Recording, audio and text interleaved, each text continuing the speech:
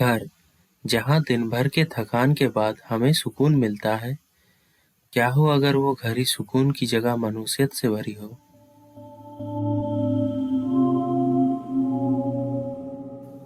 Hello दोस्तों, आप सभी का बहुत बहुत स्वागत है हॉरर डोमेन हिंदी चैनल में। और आज मैं लेकर आया हूँ मनुष्यत से भरी घर की बिल्कुल सच्ची कहानी। तो अपने हेडफोन्स लगाइए और बने रहिए वीडियो के अंत तक। लेकिन उससे पहले अगर आप मेरी आवाज़ पहली बार सुन रहे हैं तो अभी के अभी हमारे चैनल को सब्सक्राइब करें और उसके बाजू में जो बेल आइकॉन है उसे ऑल पर सेट करें, ताकि जब भी मैं नया वीडियो डालूं तो आपको सबसे पहले पता चले। तो चलिए शुरू करते हैं। पहली घटना जो मैं आप लोगों को सुनाने जा रहा हूँ वो मुझे हिमाचल से अशोक जी ने भेजी है। तो आगे की घटना मैं आप लोगों को उन्हीं के पॉइंट ऑफ व्यू से सुनाऊंगा। मेरा नाम अशोक है और आज जो घटना मैं आप लोगों को सुनाने जा रहा हूँ वो मेरे साथ तब घटा था जब मैं स्कूल में पढ़ता था। दरअसल मैं तभी छठी कक्षा में था जब हमारे पड़ोस में एक परिवार किराए पर रहने आए। वो घर मेरे अंकल का था जो कि अमेरिका में रहते थे। उस मकान पर किराए में रहने आए उस परिवार में दोनों पति पत्नी और उनका एक बेटा था। वो एक हंसता खेलता परिवार था।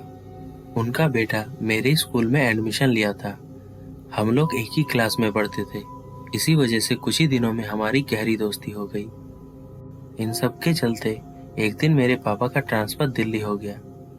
मेरे पापा एक प्राइवेट कंपनी में नौकरी करते थे और उनके ट्रांसफर के साथ हमारा पूरा परिवार भी दिल्ली शिफ्ट हो गया। दिल्ली में मैं एक नए स्कूल में 7वीं कक्षा में भर्ती हो गया। वहाँ मुझे मेरे दोस्त की बहुत याद आती थी। खैर, दिल्ली में 2 साल तक रहने के बाद पापा का ट्रांसफर फिर से हिमाचल हो गया। मैं बहुत खुश था। मैं अब 2 साल के बाद अपने दोस्त से फिर से मिल पाऊंगा। यही सोचकर मुझे पूरे रास्ते में नींद नहीं आई। अगले दिन मैं अपने घर पहुंच गया। घर पहुंचकर देखा तो मेरा वो दोस्त और उसका परिवार किराए का मकान छोड़कर जा चुके थे। मुझे ये देखकर बहुत दुख हुआ, लेकिन मैंने अपने आप को संभाल लिया। खैर, मैं फिर से अपने पुराने स्कूल में 9th स्टैंडर्ड में भर्ती हो गया। मेरा वो दोस्त अब वो स्कूल भी छोड़ चुका था। मैंने मेरे बाकी दोस्तों से उसके बारे में पूछा तो उन्होंने कहा कि वो लड़का तो 1 साल से स्कूल ही नहीं आया। मेरे पड़ोस के उस घर में अब कोई नहीं रहता था। पतझड़ के मौसम में उस घर का पूरा आंगन सूखे पत्तों से ढक गया था। मैं जब भी उस घर को देखता, न जाने क्यों मुझे बहुत मायूसियत सी महसूस होती थी। अब मैं 10वीं में था और देर रात तक पढ़ाई करता था। एक रात पढ़ाई करते वक्त मुझे टॉयलेट लगी। हमारे घर में टॉयलेट घर के बाहर आंगन के कोने में है। टॉयलेट करने के लिए टॉर्च लेकर मैं बाहर गया तो मुझे लगा कि दीवार के पार उस घर से कोई मुझे देख रहा है। और तभी मुझे पेड़ के उन सूखे पत्तों के ऊपर किसी की चलने की आवाज आई। मैंने उस तरफ टॉर्च घुमाया तो मुझे कुछ नहीं दिखा। लेकिन हैरान कर देने वाली बात तो यह है कि वो आवाज तब भी आ रही थी। फिर मैंने जब उस घर की ओर टॉर्च घुमाया तो आवाज अचानक से बंद हो गई। ये बात मुझे थोड़ा अजीब लगा। खैर, अगले दिन भी मैं देर रात तक पढ़ाई कर रहा था और पढ़ाई खत्म करके मैं सोने ही वाला था कि तभी मुझे टॉयलेट लग गई। मैं टॉयलेट करके वापस आ रहा था, तभी मेरे कानों में एक अजीब सी आवाज आने लगी। वो आवाज किसी औरत के दर्द से रोने की थी। वो आवाज उसी घर के आंगन से आ रही थी। मैंने उस तरफ अपना टॉर्च घुमाया। टॉर्च की लाइट में मैंने देखा कि एक औरत सफेद कपड़ों में मेरी ओर पीठ कर कर खड़ी है। उस औरत के कपड़े खून से सने थे। मैं कुछ समझ पाता उसके पहले ही वो औरत एकदम से मेरे सामने आ गई। फिर मैंने कुछ ही सेकंड्स के लिए सही उसका चेहरा देखा।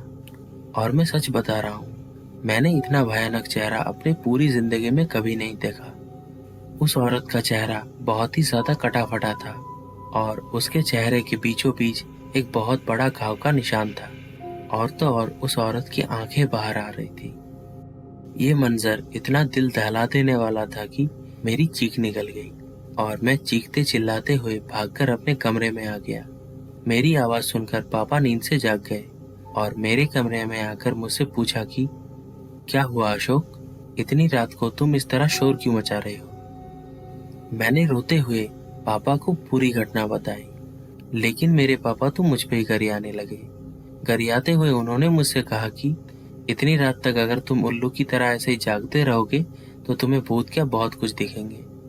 जाके चुपचाप सो जाओ, बाकी पढ़ाई कल सुबह कर लेना। पापा की डांट सुनकर मैं सो गया, लेकिन मैं जब भी आंखें बंद कर रहा था तो मुझे उस औरत का वो भयानक चेहरा याद आ रहा था। खैर वो रात तो कैसे भी करके बीत गई, लेकिन उसके अगले कई रातों तक मुझे ठीक से नींद नहीं आई। रात को सोते वक्त मुझे बहुत बुरे सपने आने लगे। हर रात मैं उस औरत को अपने सपने में देखता। वो औरत मुझे कुछ कहना चाहती थी, लेकिन सपने में जब भी वो औरत मेरे सामने आती थी तो उसका वो भयानक शक्ल देखकर मेरी नींद टूट जाती थी। मेरी हालत अब इतनी खराब हो गई थी कि मैं अब अकेले रात को टॉयलेट जाने से भी डरने लगा। लेकिन हालात और भी बदतर हो गए जब एक दिन मेरे माँ ने भी उस भयानक औरत को देख लिया। मेरी माँ शाम को छत पर से सूखे हुए कपड़े लाने गई थी कि तभी उन्होंने उस भयानक औरत को देखा। वो औरत हमारे पड़ोस के घर के खिड़की से सीधा मेरी मम्मी को ही घूर रही थी। मम्मी चिल्लाते हुए नीचे आई और पापा को सारी बात बताई। मम्मी की बात सुनकर भी पता नहीं क्यों पापा हमारी बातों पर यकीन ही नहीं कर रहे थे। उल्टा वो हमारे ऊपर ही भड़क गए और वो कहने लगे, कमाल है, घर में सभी को भूत दिख रहे हैं, मुझे तो कोई भूत नहीं दिखा। भूत क्या सिर्फ तुम लोगों को ही दिखते हैं? खैर उस वक्त तो पापा हमारी बात को नहीं माने, लेकिन बाद में जाकर उन्होंने इस बात पर बहुत सोचा। अब अगले दिन मेरे पापा अड़ोस पड़ोस के लोगों को इस घटना के बारे में बताया और हमारे पड़ोसियों ने पापा को उस घर के बारे में ऐसी बात बताई जिसे सुनकर पापा को यकीन हो गया कि हम लोग यानी मैं और मेरी माँ मजाक नहीं कर रहे थे।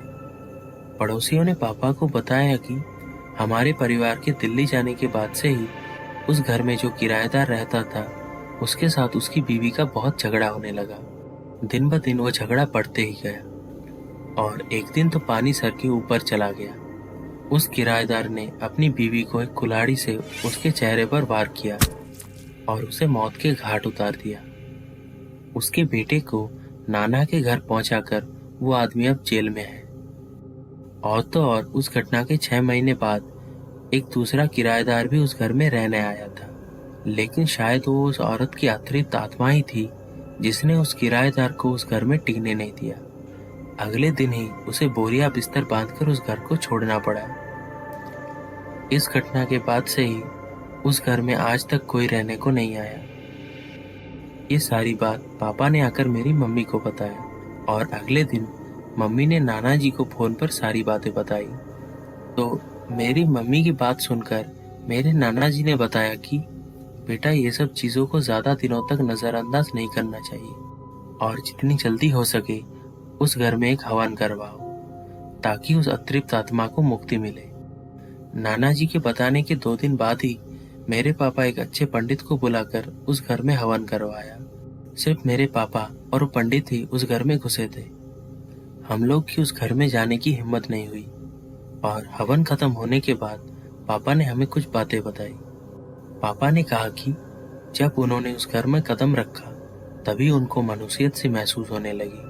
उस घर में चारों तरफ धूल और मकड़ी की जाले लगे हुए थे और तो और सबसे डरावनी बात तो ये है कि उस घर के उत्तर दिशा में जितने भी दीवारें थी हर दीवार में खून के छींटे लगे हुए थे। वो हवन जितना आगे बढ़ रहा था वो खून के छींटे भी धीरे धीरे गायब हो रही थी। खैर हवन के बाद से ही उस घर में हमें अब कभी भी कुछ भी पैरानॉर्मल घटित होते हुए नहीं दिखा। तो ये था दोस्तों अशोक जी की कहानी, जिन्होंने मुझे इंस्टाग्राम पर यह घटना शेयर किया था।